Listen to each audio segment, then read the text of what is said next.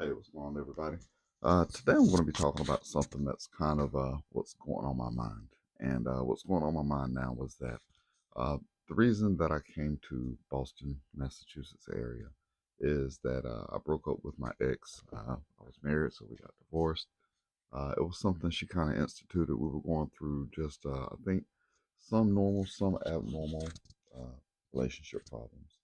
Uh, we really did enjoy each other's company, each other's presence for years.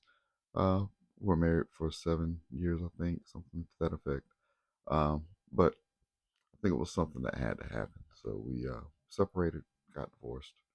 I came to Massachusetts. I've just been doing things to reestablish myself as who Michael is. And who Michael is just finding out the fundamentals of what it makes me tick, uh, why I do the things that I do, getting some mental health, getting some spiritual health, getting uh, some of the fundamentals back in place. But it's happened within the last period of time that this person has came back around, and I'm going for a visit. So in this visit, there's a lot of expectations, and there's been some things that have been put into play that the old me would have just hopped at, jumped at, but the new me is questioning. So I guess I'm going to be talking about closure. I'm going to be talking about dealing with exes. I'm going to talk about finding your new self because in this whole process, I've had to become a different version of who I am. And that version of who I am is who I am. And it's been the most lovely process that I've ever been through in my life. I've been able to dedicate time to just myself. I've learned to be alone. I've learned about what they call ghost mode. So, in ghost mode is when you cut off pretty much just the thoughts of dating. It cuts off trying to be anyone's friend. It's a self focusing time where you focus on becoming yourself, understanding yourself, doing the most for yourself, and really leaving all of the distractions behind. Kevin Samuels, he talks about being a high value man, and a high value man is basically one that's sought after by women. Now, most men don't fit the criteria because of one major thing, which is height. Most women want a man who's 6 feet tall, and that's not most men. Um, there are a great deal that are, but I myself am 5'11", so whenever I list my information anywhere, I'm automatically out. But I'm okay with that. So, and either way, not only height, but net worth, making over 6 figures a year, which that's my goal for this year. I don't think that it's an impossible thing, and I'm putting my mind to it that that's what I'm going to do. I'm taking the steps to get there.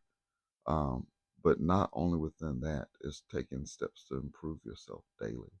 I listened to this guy, Jim Rohn, and he talks about, it's either Jim or John. I always get it wrong, and I should show more respect because this man has great information. And he talks about, making steps to be the best person, and that you're the only person who can create change, and that uh, adding value to yourself.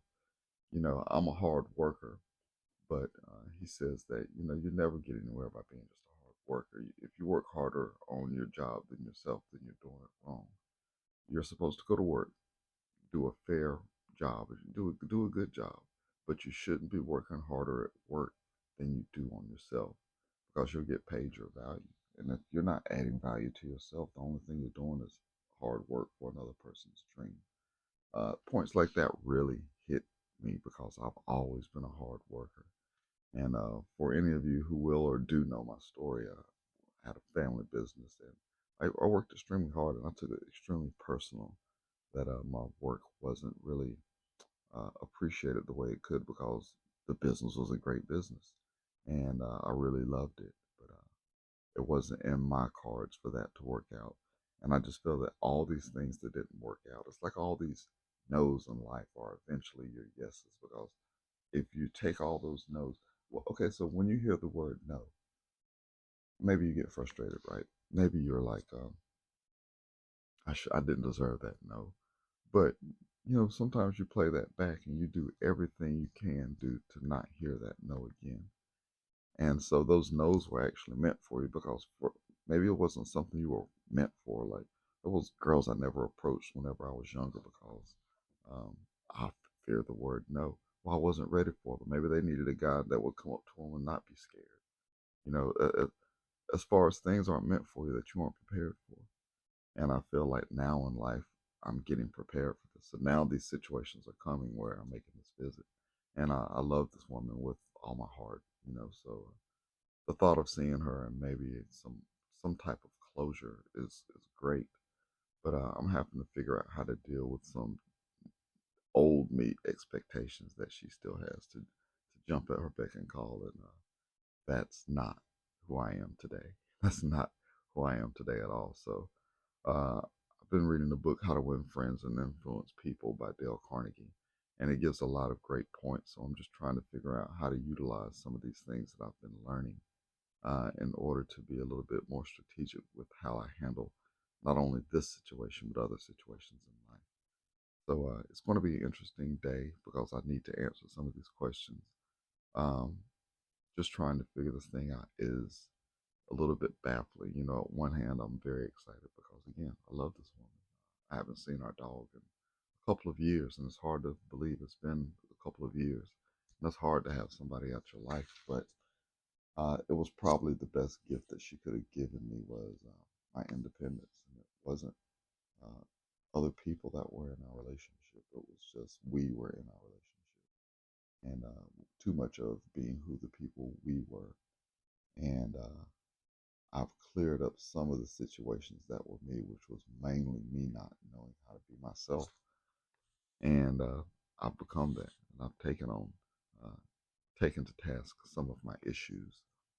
So I'm happy about that. That's something that's going on in my life today. I'm trying to do the best I can. I've been dieting very well. I've still been doing well. I did cheat the other day, had some wings. It wasn't worth it. I think I said that before. It wasn't worth it. They were all right. The fries were good. You know, I shouldn't have had that either. But I had to show myself a little bit of grace, so I did that. But I'm back at it. I'm focused. I'm hitting the gym every day. I'm doing everything that I'm supposed to. I'm getting ready to launch a new business, and that's another thing. Of wanting to do everything for someone else can put you behind, and you can't do what everybody wants you to do. And my biggest statement to myself is the right answer is usually what you want to do the least. And what I want to do the least is tell her um, that no, I'm not interested in doing X, Y, or Z.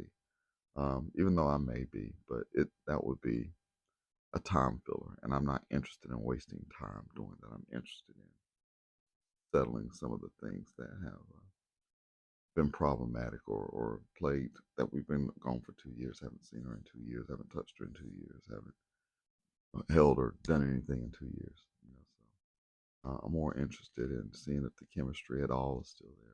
This is the perfect time to see where it goes next.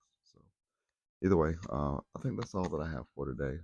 Nothing really major going on. Just the same old, living this life every day, making steps and progression to my goals.